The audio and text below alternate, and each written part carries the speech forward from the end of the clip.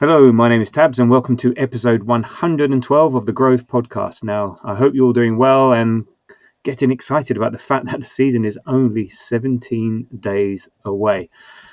And it's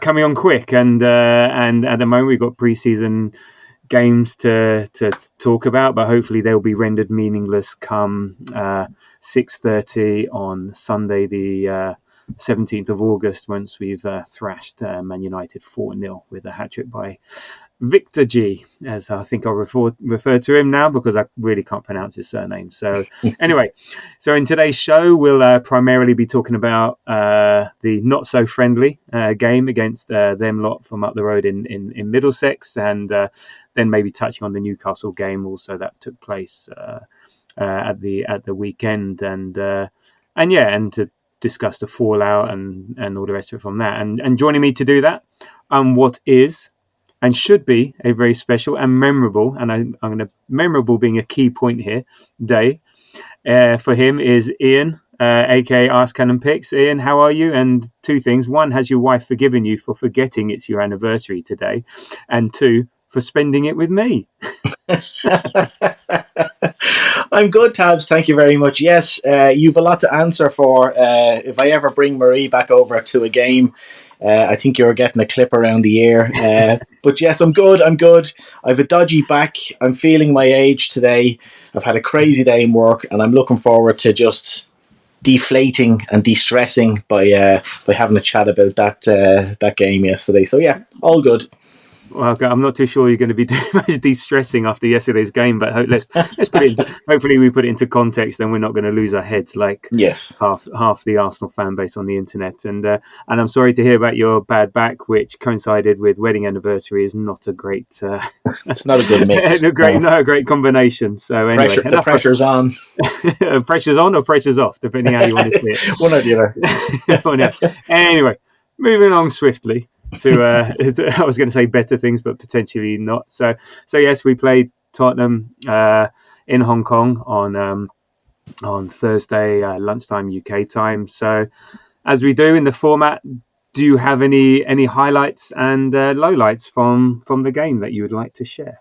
Full disclosure, I didn't get to see the whole game, but I saw a good lump of it, and I've seen kind of extensive highlights. But my highlight is just that we got a good lot of minutes and kind of competitive minutes into legs, which are very important. I think that's that will stand us in good stead, even though the game didn't go our way and the result didn't go our way. So that, and the fact that Victor G, as you call him, the Gyok, as I'm calling him, the fact that he got on the pitch as well, which actually surprised me. We'll get into that a bit later, but I was delighted that he's, even though it was only for a few minutes, it was a highlight for me to see him make his debut finally. Very good. And any particular low light? Just the fact that I had to live with the thought of Tottenham in my head for a little while. The fact that they obviously beat us, even though in my mind the game was 0-0. That goal should never have stood. Again, we'll get into that. But just the fact that we had to associate ourselves with those. That lot. That's all. That lot from Middlesex up the road. Okay. Yeah. No. I agree. Yeah. Look, I mean, for me, particular highlights would have been sort of performances from the likes of Odegaard, Dowman, again, Saliba, and then obviously seeing Mosquera and Victor G get some minutes and all the rest of it. But also just not that it made anything, but the crowd was like 80% Arsenal. Just so again showing the scale and size of our fan base and whatnot. It was fortunately we didn't put on a show for them, but we're massive, as they say. And in terms of low light, losing to them is never nice.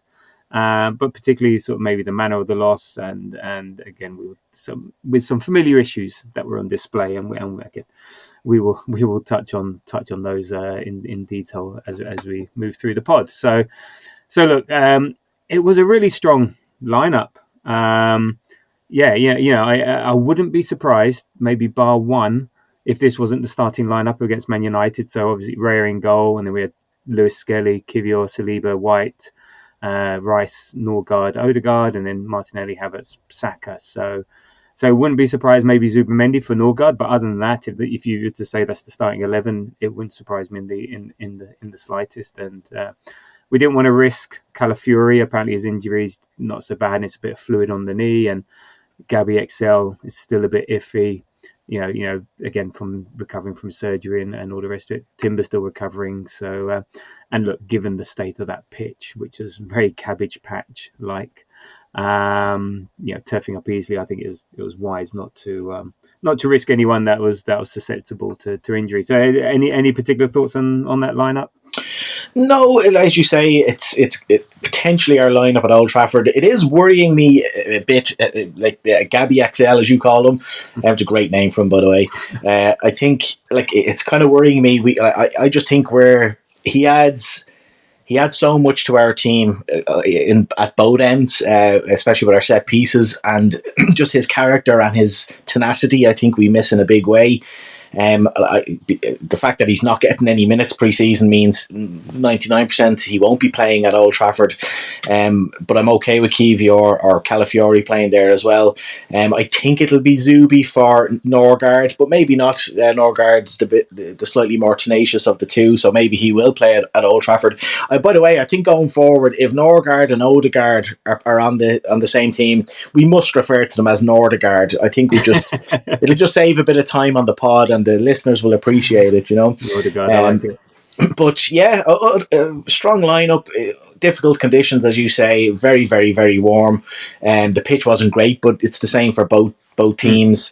The referee was a bit crazy. It was very frustrating. He blew for every tiny little touch on a Spurs player, but somehow didn't see the blatant trip on Miles Lewis Skelly for their goal.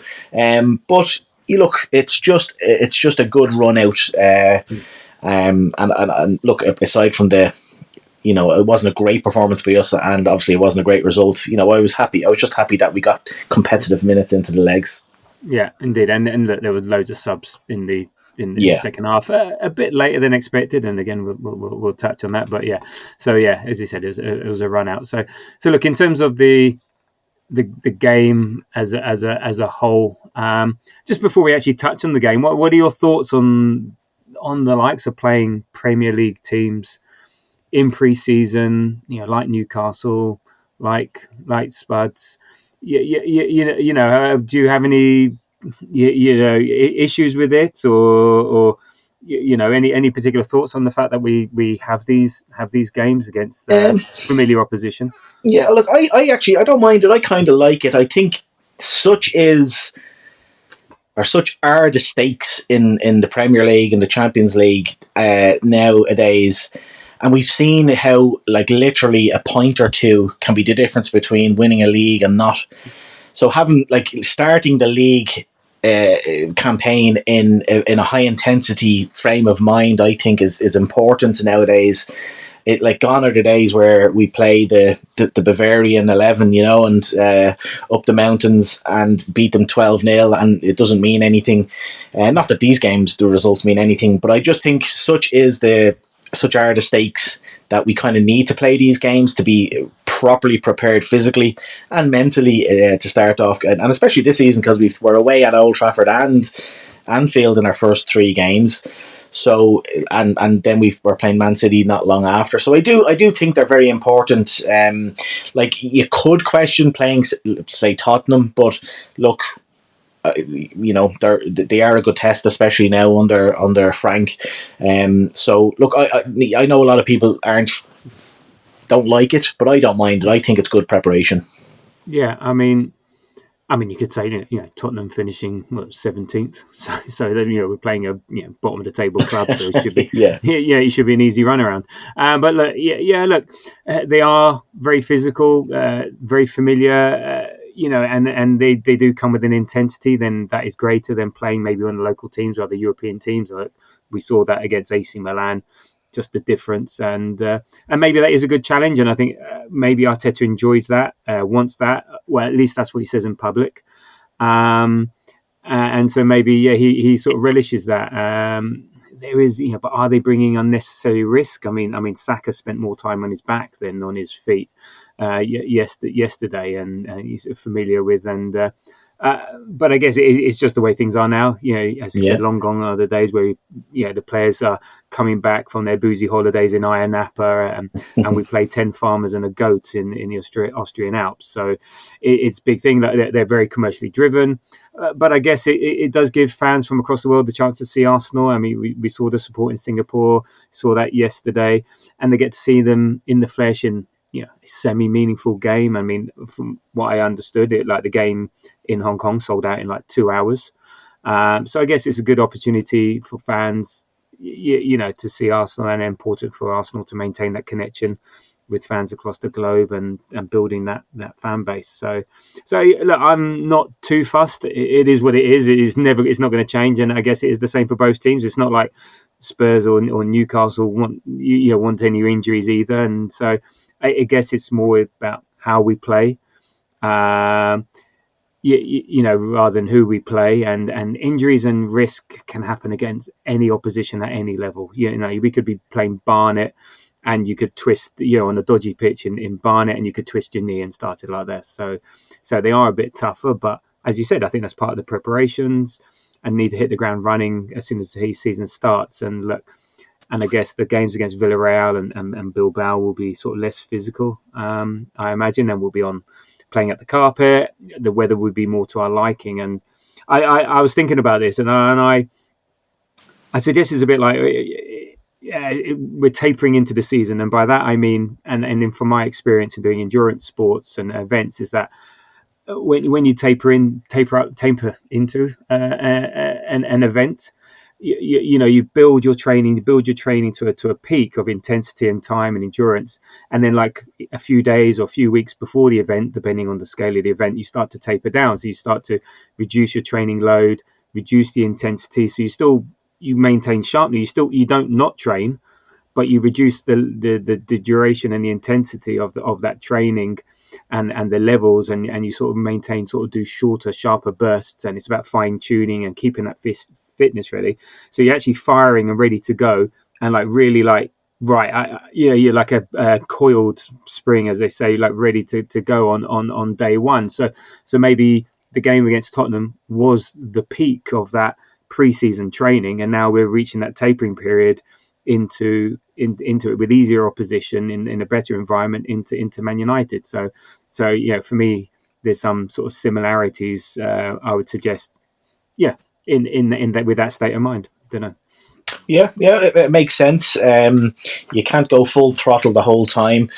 And look, these guys, both the management team, know a lot more about this than us. They know what the players are capable of. They do this season in, season out, and we're dealing with high level athletes as well, and they need to be fine tuned, and they need to be kept going. Like in some cases, like if you were to play the Bavarian 11 or the Austrian Alps 11, whatever, it could have the opposite effect. You never know. I was going to say it's impossible to say what the ideal preparation is, but maybe these clubs do know what the ideal preparation is, and they feel this is it. I just think we're in an era of football now, and especially with how global it is, that there's such an incentive, as you said, to go to these places and increase your reach, which is very important, and give fans the opportunity to see. But such again are the stakes in the Premier League, that to get off to a heavy start, a good start, is very important. So look, I'm okay with it. I don't mind it. Yeah. And so on to the game itself. Any particular thoughts? I mean, you alluded to some before. Any particular thoughts on the game? What did you make, of the performance? Yeah, look, there were some familiar shortcomings, shall we say. Having a lot of the ball and kind of not being able to create an awful lot, not being able to break down these low blocks. But again, at the same time, you've said it on many pods before, that we get punished so heavily for the one bad mistake that we make. Even though there was a foul in the build up, your mileage may vary on whose fault it was, Raya's or Lewis Skelly's. But we always get punished to the max, even though like Spurs had one shot on target and they scored from it. We had one as well, obviously, but didn't. I've talked before on the pod, and it's something very frustrating for me. Is just how poor sometimes our ball striking is when we shoot. It's like, guys, you're professional footballers. Like, put your bloody foot through it. Like I don't know. Sometimes the players' feet turn to cabbage patches and just can't get any clean connection on it. But I mean, look, you want to look at these little connections you make between players, the partnerships as well. They didn't seem to be there. Our left hand side, which I know we'll talk about in more detail, is just it's not working for us. I have some thoughts on that, but we'll talk about that later on. Yeah, it was kind of a little bit of a meh performance, but there were some individual performances in there that were good as well. You've mentioned some of them, the likes of Dowman and Odegaard himself. So yeah, they were my thoughts on it. I mean, I did really want the win. I mean, you always want to beat them, no matter what. You know, even if it was a game of Arsenal versus Tottenham in Tiddlywinks, you want to win. You know, you want Tiddlywinks to be red. And you don't ever want to give them anything, any joy, anything to celebrate. And God, they had a bloody trophy to celebrate, and they milked it. But it wasn't a case of winning at all costs. And as we say, in the end, these games are all about fitness, tactical preparations, and relationships. You know, as well as betting in new signings, formations, tactics, all that. And granted, Spurs were the better team in the first half. Hit the post a couple of times. They caused us issues at corners. We looked a bit unsettled and uncomfortable. I mean, this is where the Gabby XL not being in the team. We forget what a presence he is at the back, and maybe just not having him there, directing traffic and commanding the show. We do sort of miss something there. Spurs did all right. I mean, after their lucky inadvertent goal, I mean, it was a good finish. I mean, it's not easy to do that. But as you said, it would have been disallowed for VAR in the Premiership. They offered very little, and were content to sit and hold. And it's amazing what having a defensively minded manager does to a team. And they looked quite organised, good at set pieces, playing on the break, all very Brentford Mark II. And from our point of view, apart from the first 10 where we were very threatening and could have scored, we didn't offer a great deal. And it was a London derby. It was a Hong Kong derby. It was very stop-start, not a lot of flow. We couldn't get any real momentum going, and just not a huge amount of say aesthetic positivity that we can take from the game. But as I said, look, in pre-season, it is very much that the result doesn't matter, but the performance does. And unfortunately, yesterday's result did trigger quite a few of the fan base who've just got the simmering, shall we say, resentment, waiting to pounce on something, waiting to throw baby out with the bathwater, all of that, because there were some very familiar issues on show. And before we get into the weeds of that, I think we've already put things into context. But as you said, it was 32 degrees C, 90% humidity, and we've been training and playing in that conditions for like over a week. The pitch was awful. The ref was out of his depth. But I would suggest a lot of it is just, again, fatigue in the legs, fatigue in training. How much have they been training? How much have they been putting in? And even when they do these pre-seasons, they train sometimes during the morning and then play at night. And so maybe not yesterday, but maybe the Newcastle game would have been an example of that. And so maybe they're playing at 70, 80%, 90% mental and physical capacity. So they're not going to be at their best. And it's not about, your performance level on the 31st of August. It's about the 17th of August against Man United. So I think we're also missing our three signings, be they either, on leave like Madueke or just only recently joining or not getting a huge amount of minutes.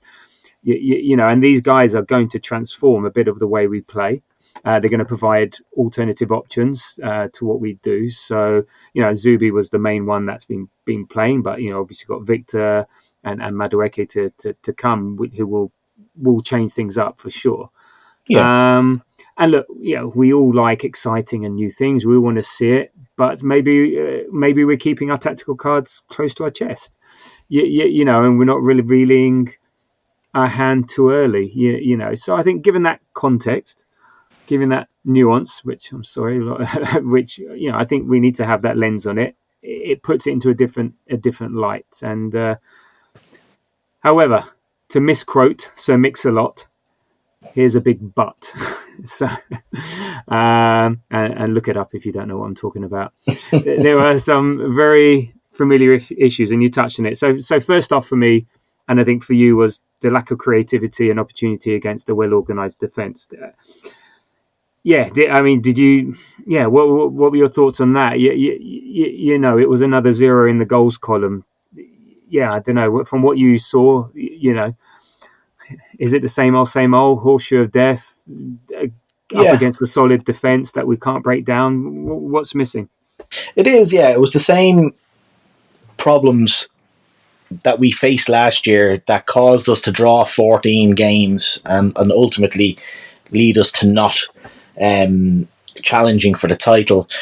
Now, the players that we have bought to hopefully overcome that and make it a little bit more hard to defend against haven't played. Obviously, Big Vic is well, he got 15 minutes, but I mean, you can't judge him on that. I think even in the 15 minutes he was blowing because he's I reckon he still had Jet lag.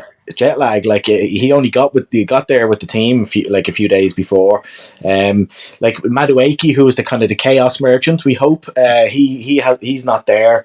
And even the likes of the guys in midfield, Norgard and Zubamendi, that's a big thing as well for me. Like, we've basically changed all the personnel in a very important part of the pitch. Obviously, Partey and Jorginho are both gone, and to replace both with new players it's going to take them time to bed in. Norgard isn't the kind of the line breaker that Zubamendi is, like, and the Norgard has started most of the games. That's why I think we'll probably see Zubamendi at Old Trafford. But yeah, I just think it's too early to judge in pre-season because the steps Arsenal have taken to break down these low blocks and the personnel they've brought in, we haven't seen them yet fully. So I think, and there's probably more to come. Hopefully, maybe the likes of Eze and whatnot. So I just think it's a bit too early to say, oh my God, next season is going to be exactly the same as this season. There's just so much more to come.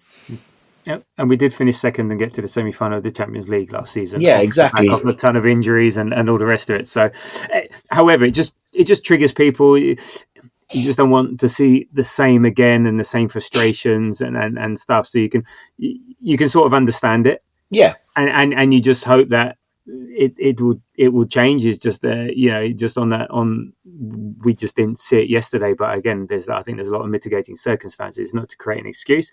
And maybe it highlights, they often say you win or you learn, and so hopefully, there are still learnings to take from this for Arteta, and maybe it does force the issue on some things. And talking to force the issue onto the the next familiarity around yesterday's game and familiarity in terms of faults was our left-hand side. Now, I have been a massive defender of Martinelli and what he brings to the team. I sort of back him, and I'm not one to be down on him, but yeah, my patience is finally being tested, and I am finally becoming concerned, and whether I'm, I don't know. I'm just finally, I'm starting to question it a bit now. So and that's not to say he's not a good player or whatever, but he's just not. He just doesn't seem to be delivering. There's something. He's plateaued or something like that. I mean, they looked like there was a sign of improvement towards the end of last season, but something. Yeah, he's just not offering a great deal in an attacking sense. There's very, very little in product. We're seeing similar faults around running with his head down, running into trouble, cutting inside, nothing happening, never taking on his man. And look, we love his energy and effort in a defensive point of view, and he supports the team in that perspective. But just going forward, yeah, it's so blatantly obvious that our left hand side is a weak point, and be that be that Martinelli or be that Trossard, yeah, it just seems to be very Arsenal that we're always just one bit away from being an absolute dynamite team. You know, we're always going to be a very good team, but we just never have that complete team. I say never, but it is, you know, very rarely and stuff like that. So yeah, I don't know how are you feeling about our left hand side. Yeah, no, I echo those sentiments. Martinelli is becoming a bit of a concern. Like I do have a bit of sympathy from, because like we are a very right hand side centric team, and you look at Bukayo Saka, he has he has Ben White or Timber, you know, backing him up. He has Odegaard. They have that. We've spoken many times on the pod about the triangle that they and the link that they have on the left hand side. I don't think Martinelli gets that because whether it's Lewis Skelly or Calafiori or whoever, when it was Zinchenko, they were inverting inside the pitch, and often then, you know, pushing the ball out to the right hand side. I don't think Martinelli has the luxuries that the right hand side get or have. However, he still does frustrate, even when we are attacking down the left hand side. He's such a talented player that you just want to shake your TV and say, just do the simple thing. Like, he overdoes things. Get your head up. You know, all these basic things that you teach young footballers. But you look at, like, if you would have said to me, say 4 or 5 years ago when Martinelli broke into the team, that he hasn't really improved a huge amount by this point, I'd have been very surprised. I thought Martinelli was going to be an absolute worldie. And sometimes he has worldie moments for sure, but he hasn't become the worldly player that we all hoped and thought he would. But I do think there are some mitigating circumstances because that haven't allowed him to do that. But I would still, if you were to ask me, do we sell Trossard or do we sell Martinelli? I would still say sell Trossard. Some argue, and you know, it's hard to argue against them, that Trossard has more of an impact, because, like, if we do get somebody on the left hand side like Rafael Leao or Rodrigo, say, I don't think Rodrigo would happen at this stage. It's an improvement, and then you have I'd rather have Martinelli come off the bench and do his thing. I think he'd be more. Like, I just think when a player like that gets benched and they come on, they feel they have a point to prove, and they could be more competitive in that position. So, you know, and sprinkle a little Eze in there as well. But yeah, look, yes. I do could share your concerns about where he is going, his trajectory now.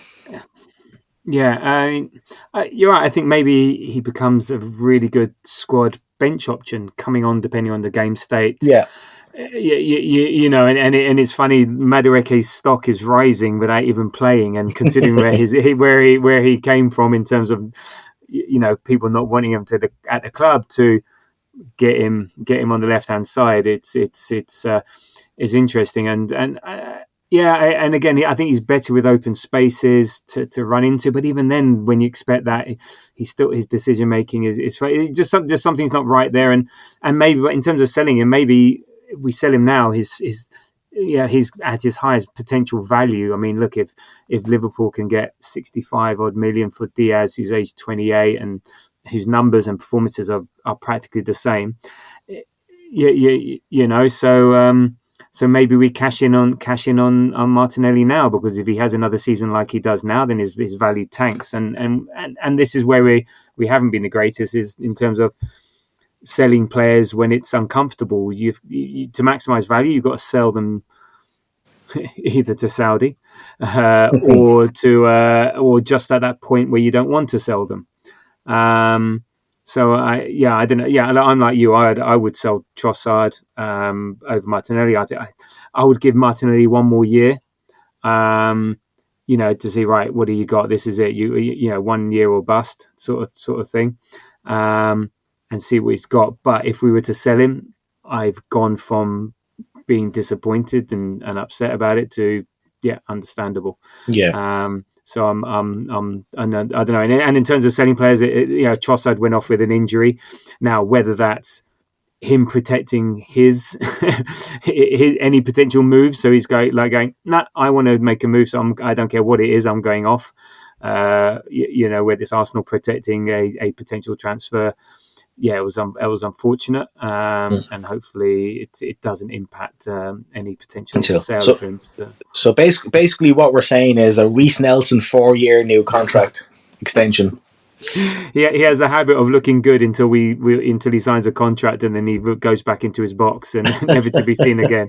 So let's just ditch the whole left hand side. Let's actually just cut out that section of the Emirates, put some seats in there. So we've got a seating point. We got so more fans can get in, and just ignore the left hand channel. So basically just enough for MLS to come up and then invert. So anywhere else after that it's all new seating area. You've just solved two problems at once there, Tabs. You've solved the left hand side issue and the stadium extension issue. Exactly. Are you listening, Stan Kroenke?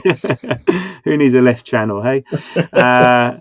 Okay, so there we go with that, and then the next up is a bit. I don't think so much of an issue, more of an observation. But Raya, it doesn't. He could have been player of the season last year for what he did for the team and how he saved us and all the rest of it. But I don't know. Yesterday he was giving me the heebie-jeebies. He has this tendency to just not look his usual secure self. There are moments where he'll just come for every ball, grab it, and get it from crosses, from corners, and he'd be really forward on the near post, and we, but he no issues. But yesterday, I mean, they were good corners, but he was all over the place, and there was no, and also he was all over the place. He looked a bit lost. Now again, is that missing the leader from the defence, or is that him? Or is it just him being knackered? I don't know. But so that's one thing, and then the other thing is his composure in distribution, and he's so integral to how we play. But I think at times he can put us into unnecessary trouble. It started way back. Was it Lens? Whatever. I think it was Lens, or one of the French teams that we gave away an equalising goal or even a winning goal because he tried to kick it out to Tomiyasu, didn't work. There was, the last year, Mateta against Crystal Palace, he was off his line and he scored because I think of a ball he played out. MLS was sent off because, he was miles off his line. And then Real Madrid, when they equalised in the Bernabeu, we'd just gone 1-0 up, and he rushes and gives the ball to Saliba, and did he need to do that? And then they score. So, and a bit like yesterday, did he have to give the ball to MLS? I know MLS, and we'll touch on MLS. Yeah, he's confident. He rates himself. It was a foul anyway, but he can see the whole pitch ahead of him, and he goes, "Yeah, I'm not going to pass to you because you're surrounded by 4 Tottenham players. I think I'm going to go somewhere else." So I don't know. Is he under pressure from Kepa? Because also the last time he had the wobbles was a bit when his place wasn't secure with Ramsdale. So I don't know, cause for concern, or are we reading too much into a short pass? I was going to ask you that, where you stood, because I have heard people talk and I've read about people saying exactly what you just said there about the last time David Raya having any kind of wobbles, where it was when he first came to the club and it was unsure. Now, in Arteta's mind, in hindsight, it was sure who was going to be number one, but in David Raya's mind, it probably wasn't. And he had some very dodgy moments. But then again, the kind of mistakes he's made that you just listed out there, a lot of those happened while he was the absolute solid number one. I just think it's a product of what's asked of him. I'm not making excuses for him because he can still do these things better.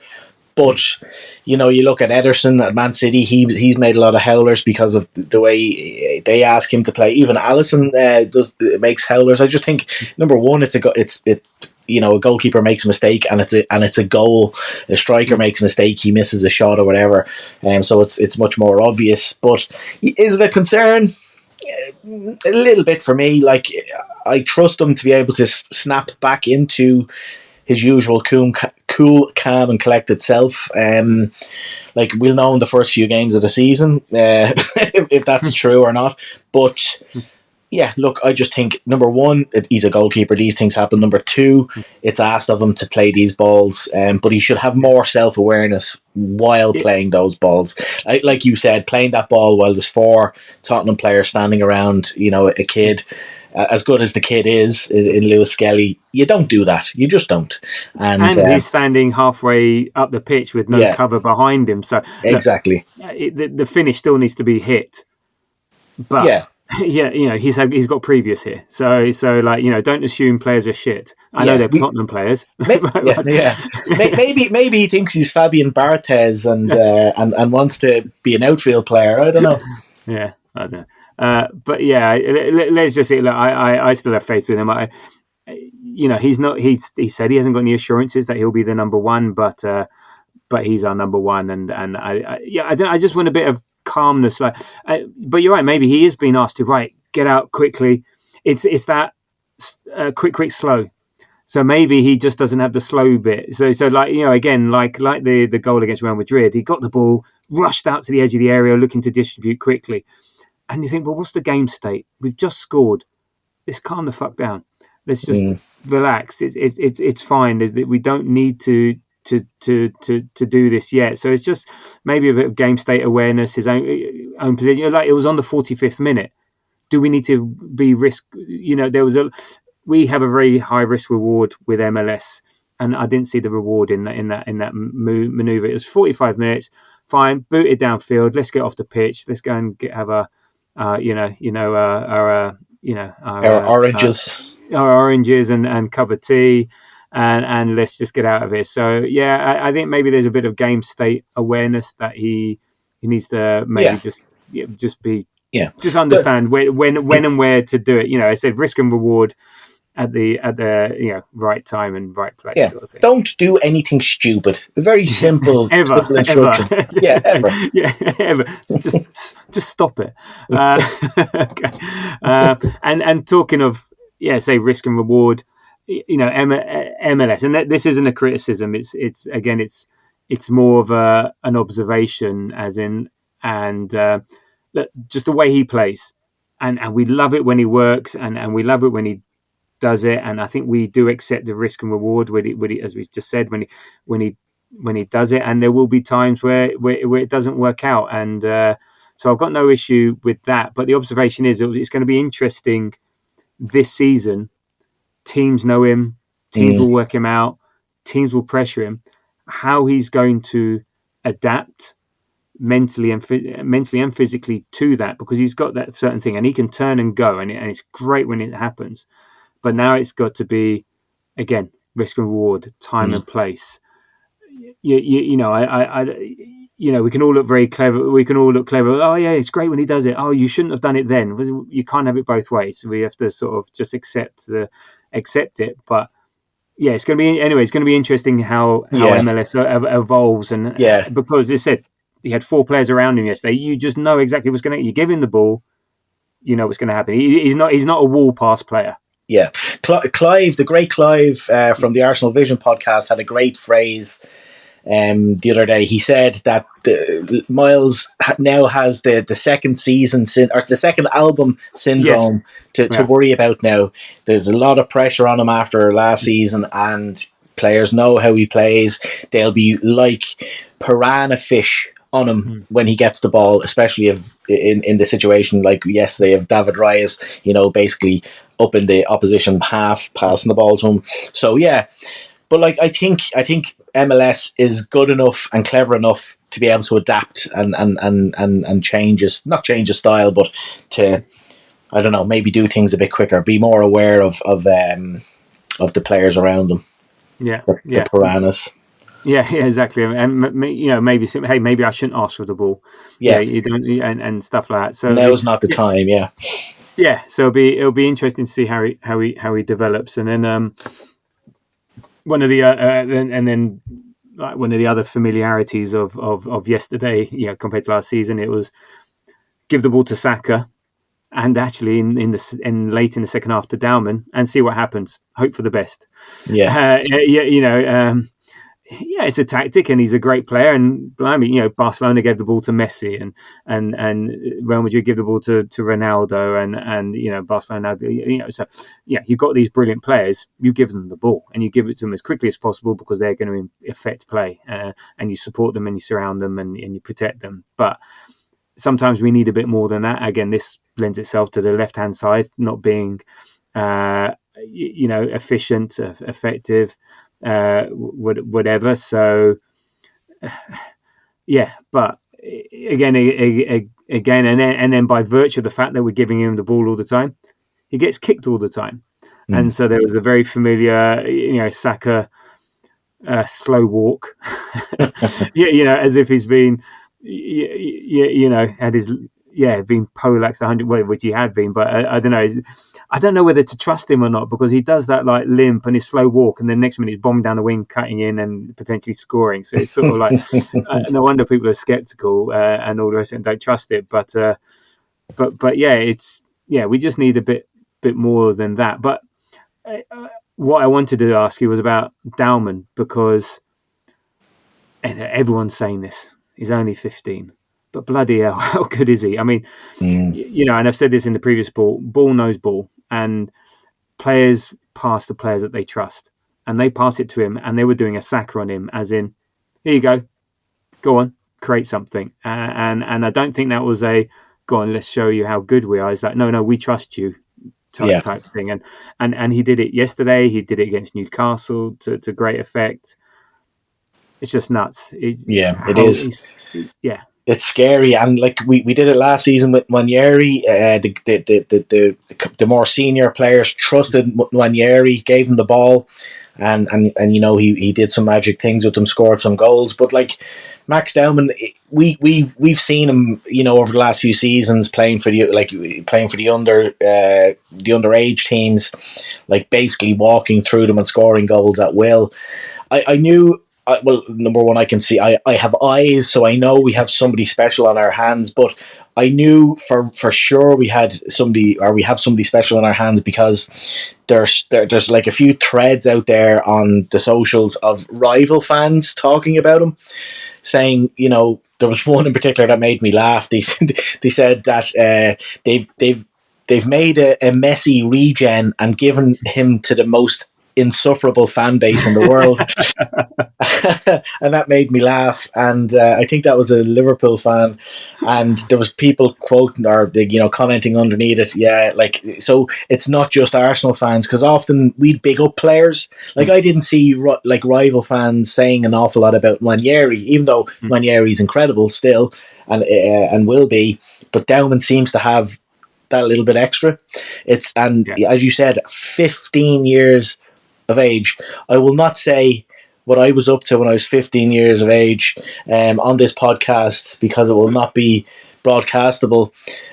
So we leave that there. But yeah, I'm so excited about him. But at the same time, I want to protect him. I don't want to big him up too much, because anything can happen. When you become a kid like that, you become a target, not just for rival fans online, but players. You saw what Joe Linton did to him a couple of times. Like these senior pros. Can you imagine? The first name that sprung to my mind was Dan Burn. Can you imagine Max Dowman at Newcastle away at St James's, dancing around Dan Burn? He'll just break. I shouldn't even say this, but he'll just try and do him. You know what I mean? Yeah. So I just hope that the likes of that doesn't happen. But yeah, I'm so excited about him. And like you think about it, Saka, Ranieri, Lewis Skelly, Dowman, like Per Mertesacker needs and his team need a statue outside the Emirates. Never mind who we have there. It's just incredible, and long may it continue. Yeah, and it's incredible. And Tottenham are doubling up on him. They were scared of him. They we can't leave this guy. They're not saying, we need. It's only him. He's 15-year-old. We'll put an extra man in the middle. No, they were doubling up. And look, you can see some of his youthfulness in terms of his decision making and stuff like that. But he just glides across the pitch. He's confident. He's fast. And look, Arteta is putting him out there, so it's not he's putting him out there to be shot down, but you put him out there. You're playing for an Arsenal first team. Okay, granted, it's in the preseason friendly, but you're playing in front of 50,000 people. It is being, you can see it on streams and whatnot. So you can't not talk about him. But yeah, we just need to be very careful. But when he plays the way he does, it's hard not to get excited. So do you see how much involvement do you see him having in and around the first team next season? It's a really good question, because Arteta has a decision on his hands there. Do you kind of protect him a little bit and keep him away, not away from the first team, but away from first team games? Or do you just let ball, no ball, as you say? I wouldn't be surprised if he kind of got... Like, if you said to me, Max Dowman plays as many minutes as Ethan Nwaneri did last season, I'd be a little bit surprised, but not too much. I would say he'd probably play a little bit less than that. But seeing what we've seen pre-season, and again, you have to say with the caveat that it's pre-season, he can make a difference. Like, if Arsenal are drawing 1-1 at home to whoever, Brentford, Bournemouth, even some of the bigger teams, or even away, and we desperately need a goal, I wouldn't be surprised if he turned to him. Now, it depends, because again, we have some senior players to come in on the bench that we haven't seen, the likes of Madueke and whatnot, so we will have difference makers on the bench. But, I mean, would I be surprised if he turned to Dowman for a few of them? I don't know, I wouldn't be. No. I mean, for me, I think it's more the cups, maybe.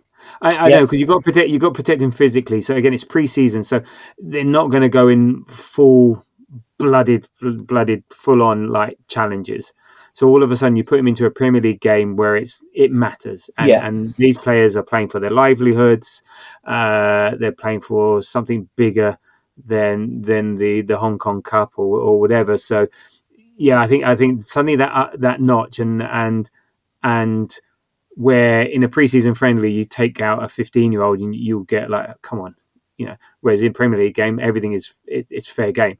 So I think there has to be a level of protection of him physically. I think skill wise, he'll develop. He'll play for the under 21s. He'll which is still, for a 15-year-old, he's playing for an age group 6 years older. That's still huge. That's still a massive feat. So I think he'll be in around just to show him what it's like, just to embed him, to just be part of the family. I'll be surprised if he gets meaningful Premier League minutes, but I wouldn't be surprised if he, if he's on the team or on the bench for some of the Carabao Cup games in the early rounds, and FA Cup if we get an easy game sort of thing. So but it's a great problem to have. Yeah, a great problem to have. And then and then just finally, what did you make of the timing of the subs? Because the first sub was on 68, which was Zubimendi and Trossard, and then after that was 77. So it was 70 minutes before we made any changes. I was surprised. I thought, pre-season friendlies, you need a bit earlier, because but you say you want to get minutes into players, but also you need to give minutes into the other players. Did that concern at all, or because was that?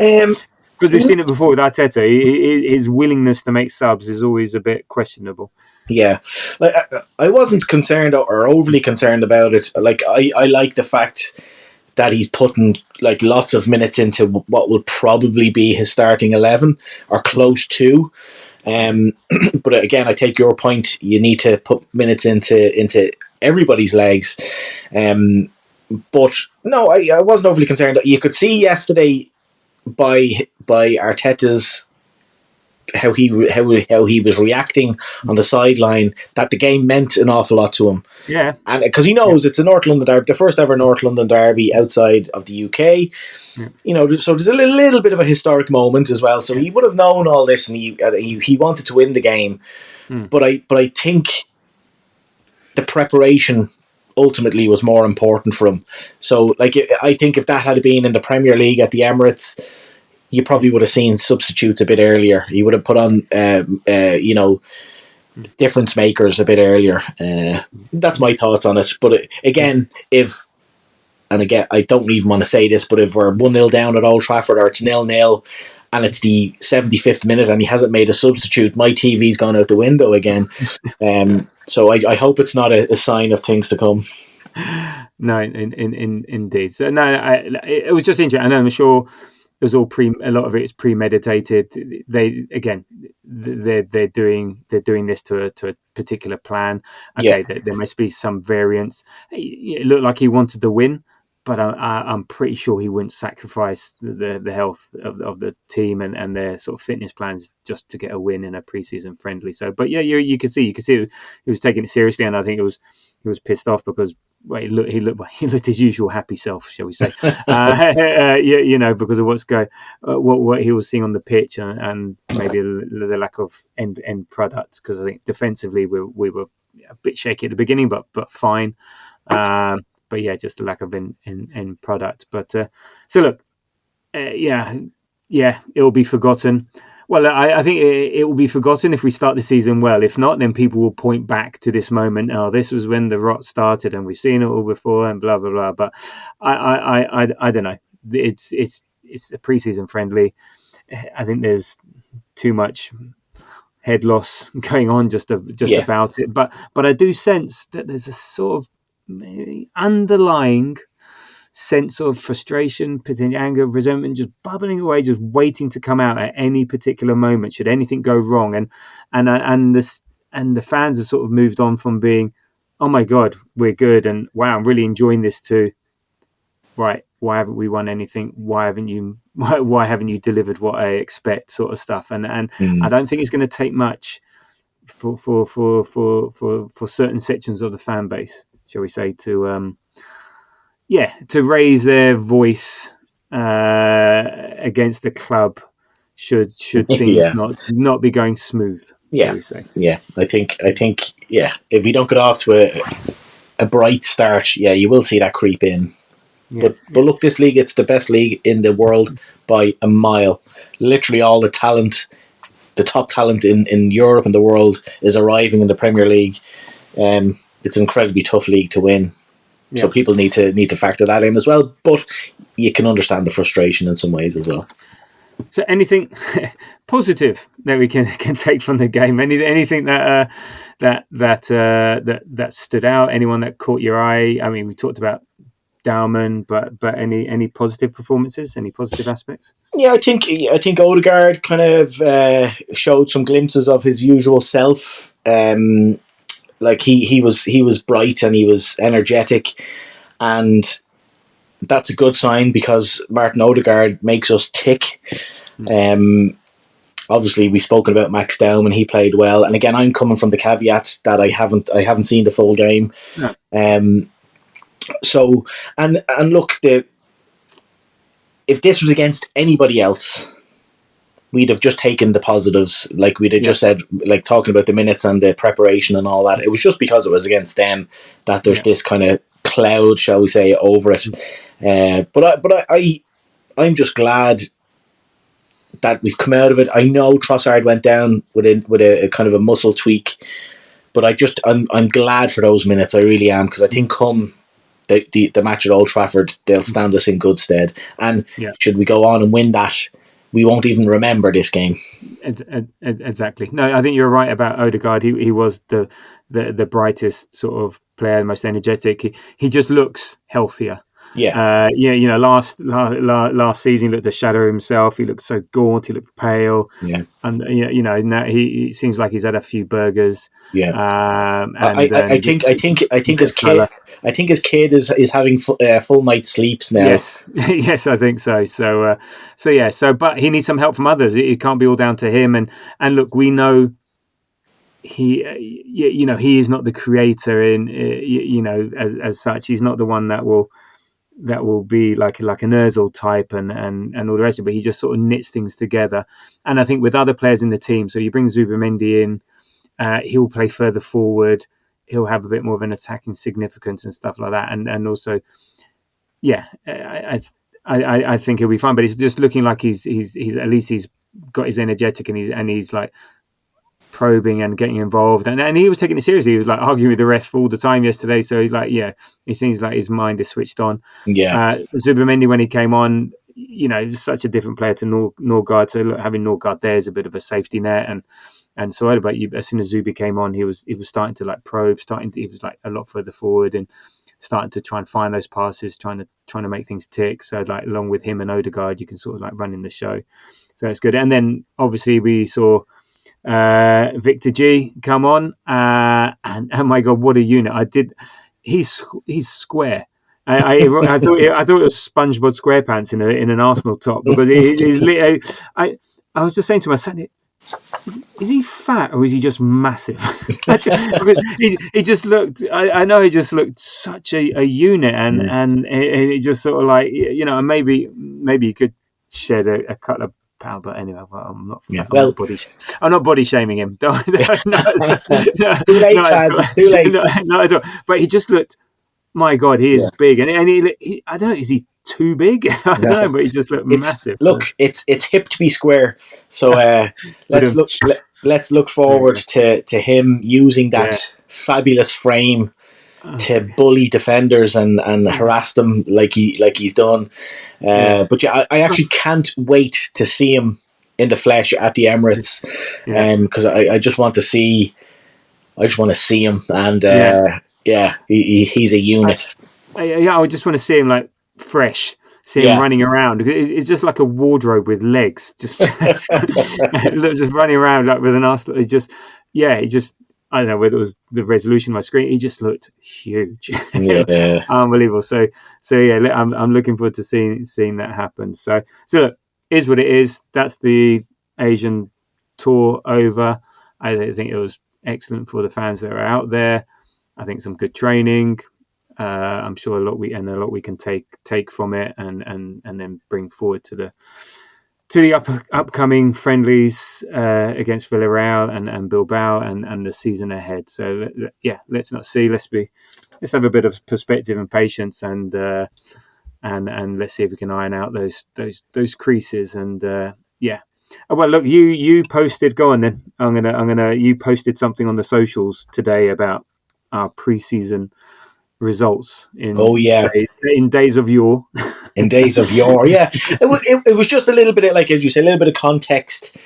I posted the results of our preseason before the Invincible season, and we were drawing games against like Peterborough United and like all sorts of random teams, and I think we even lost a couple.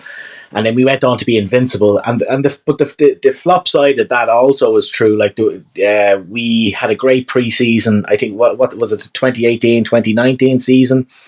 As in the preseason, we beat somebody 8-0. We beat PSG 5-1. We beat. I don't have them in front of me, but we beat so many good teams, and then we went on and finished 5th. And just the whole point of the post was that it doesn't matter. It's not a. Well, preseason does matter, but I mean the results don't matter. It's not an indication of what's to come because it's just not relevant. The results don't translate into the Premier League. No, exactly. So it's nothing to be worried about. So what you're saying is that we're going to go invincible. That's all I can translate. Basically, but this time it's going to include all the cups and the Champions League. Wow. Okay, we're winning the lot, and by the lot, Ian means the lot. So is it going to be Max Dowman or Bukayo Saka that wins the Ballon d'Or? Well, it'll be the first ever shared Ballon d'Or, and the two of them will go up and take their prize. There we go. Good. I like to hear it. So look, before we close out the show, there's other stuff going on in the world of football. So let's start with Arsenal related. So Eze apparently come midnight tonight, his what's it called? His release clause. Release clause. I knew it was clause, but I couldn't remember the first word. Release clause ends tonight, which is either a good thing or a bad thing because. Maybe they say, well, no, now that release clause is gone, now he's worth X amount of money, but or maybe it's a good thing because then, you can't hold the value of the release clause. So Palace, when they sell him to us for 40k, 40k 40k. for 40 million, they It's can't not say, "Oh, you sold him less than." 1971 tabs. Yeah, they can't say, "Oh, you sold him for 28 million less than the release clause." There wasn't one at the time, so I don't know. How are your spider senses on this one? How hopeful? Well, no, how hopeful you hope everyone hopes. How, yeah, where do you think this is going to go? Do you think come the end of the transfer window, Eze will be an Arsenal player? Just bring him to me. Just bring him to me. I don't not to Arsenal. Bring him to me. Bring to you. Okay. My spidey senses. I really want him. I've never seen a target so universally be agreed upon. I haven't seen one Arsenal fan say I don't want him. There are questions about where he'd play and where he'd fit in, and I fully get those. But I think Eze is just one of those players that you just bring him in, and he can slot into. If Odegaard's injured or if Odegaard is having a down period, Eze can play in there. If Declan Rice isn't around, he can play there. He's not a winger, but he can do damage out on the left wing. Well, neither is Trossard isn't a winger. So, Trossard isn't a winger, yeah, true. exactly. I just think there's so many upsides to bringing Eze in that you just do it. The ideal scenario is you bring in Eze and a winger. Of course, Oh, okay. you'd lose Trossard or Martinelli in that situation. I don't think. I hope I'm wrong, but I don't think we'll bring in Eze and a winger. So the question becomes: Do we need Eze or an out and out winger? And I struggle with that. That's where I want Eze so badly.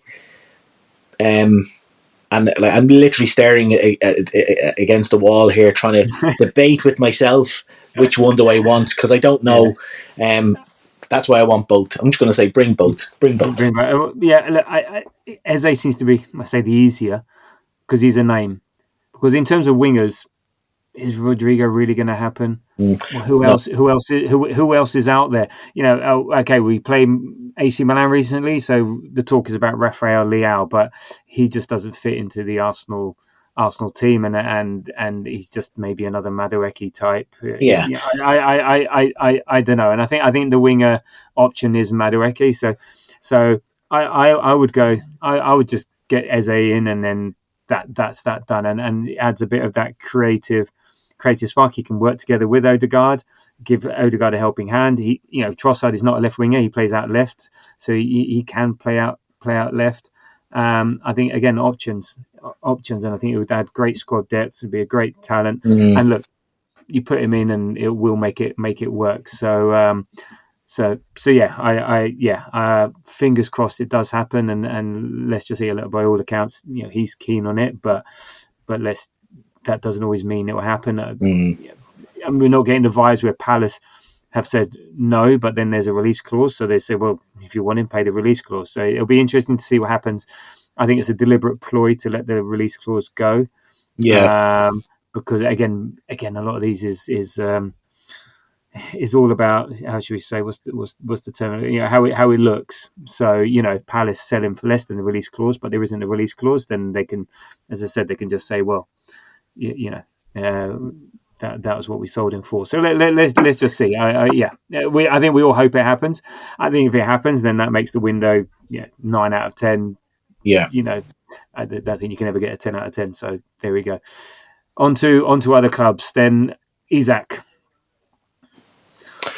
Oh God! Please don't go to Liverpool. Or are you worried? Are you worried? There's two things. Are you worried that he goes to Liverpool and then what that makes Liverpool, or how hilarious that Newcastle can't sign anyone and they're losing Isak? Yeah. A bit of both. I would be worried if Liverpool got him. There was talk of a bid from PSG today. I know Liverpool officially put in a bid, but there's talk of a bid from PSG. I don't know how true that is. It could be nonsense. Now, I'm going to be controversial, right, when it comes to Isak. He's shit. And no, he's not shit. He's not shit. Now, I'm gonna caveat what I'm about to say by saying I would take him in a heartbeat, right? Yes. However, I think Arsenal fans in particular have a lot of recency bias when it comes to Isak because of what he did to us in the cup games and in the league games, because he played phenomenal against us, and we all went, "Oh my god, get him in! He's the next Thierry Henry." And there's large elements of truth to that.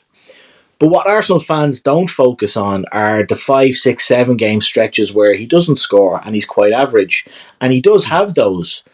Because I remember watching him, well, not watching games, but like kind of keeping an eye out because there was this talk of him potentially coming to Arsenal. And yes, you had those moments against us and against other teams, but those dips and those gaps where he wasn't scoring and doing much kind of worried me.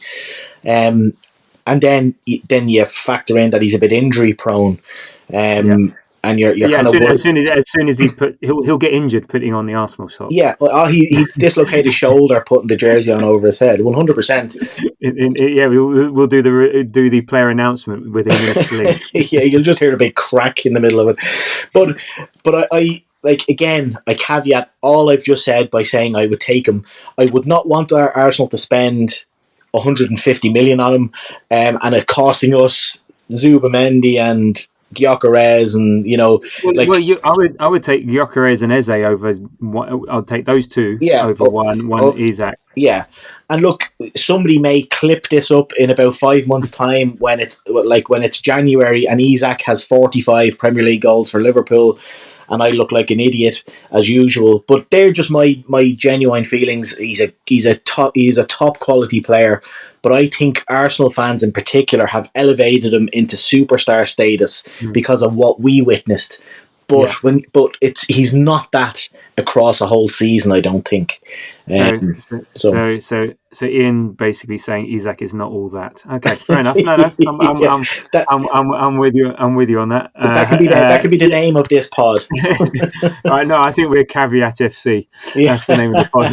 Yes, I've actually used the word caveat about 15 times. Yeah, I think we both have. I think it's a common word on this pod. But anyway, look, it is what it is. You can't worry what other teams do, how they do it. You've just got to be yourselves, and maybe it forces us to be better. Maybe it forces the issue on our side. There's only you can only put 11 players out on the pitch, and right, fine. Liverpool, they have a great fun line, but Virgil van Dijk is almost going to claim his pension. They got they brought in two fullbacks that don't defend. They're short on defence. Their midfield isn't that great. So great, they can score goals. They still don't have a natural six. Yeah, so look, it is what it is, and there's no point stressing it. It'll be, if it happens, it's hilarious on Newcastle because they just can't buy anyone.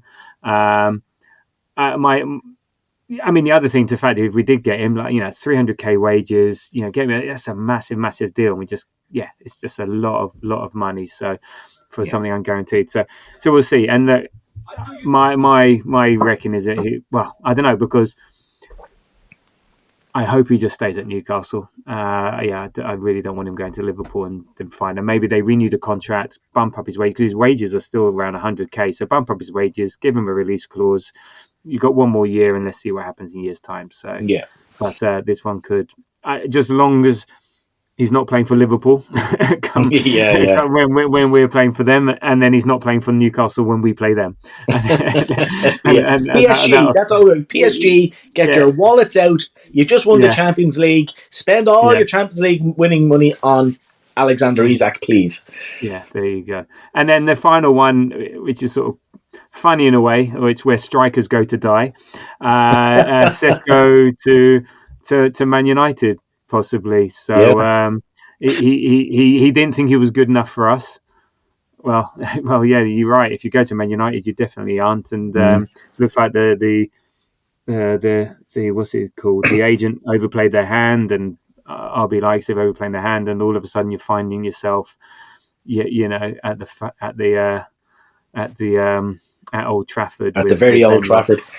I like that. I like that a lot. The only thing I can think of when it comes to the Sesko to Man United rumours, and this is a silly thing, is that Man United YouTuber, one of them, I don't know his name, and he did this kind of piece where when we, because we were obviously heavily linked with Sesko.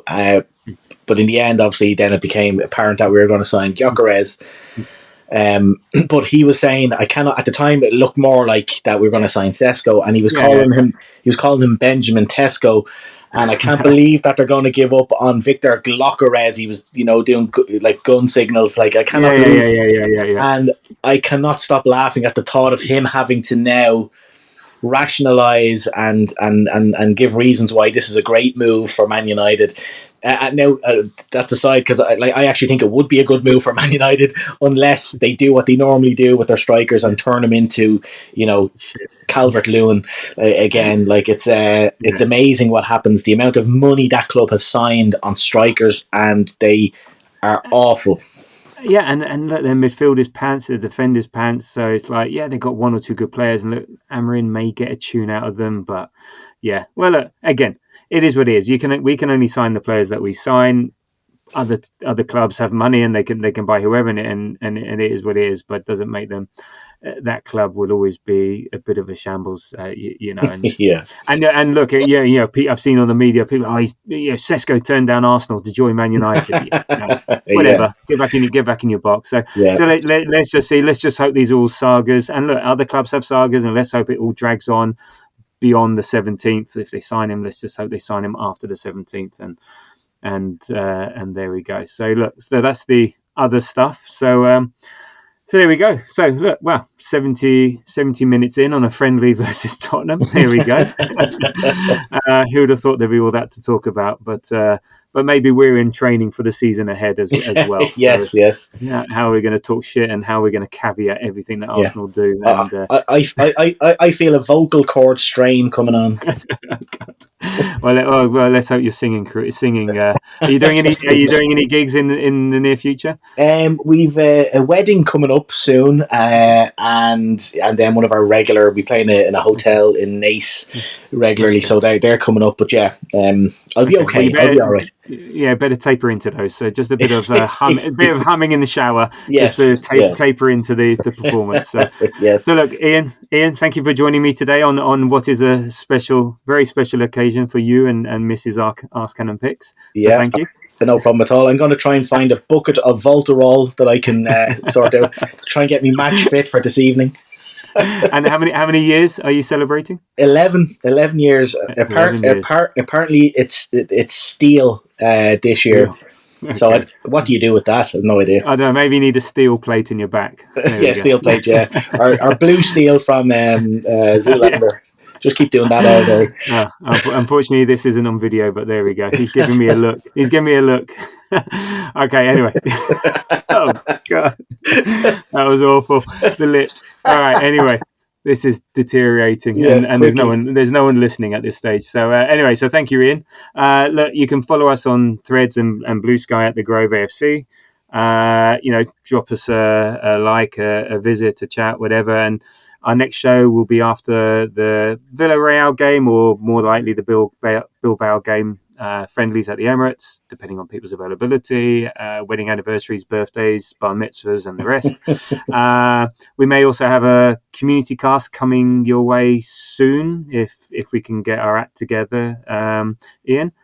Not you, but but if you can do your organising, and then it's all in on the season previews and how we're going to win the lot, and how Max Dowman is going to win the Ballon d'Or and Man United on 17th of August. So it's happening very thick and fast.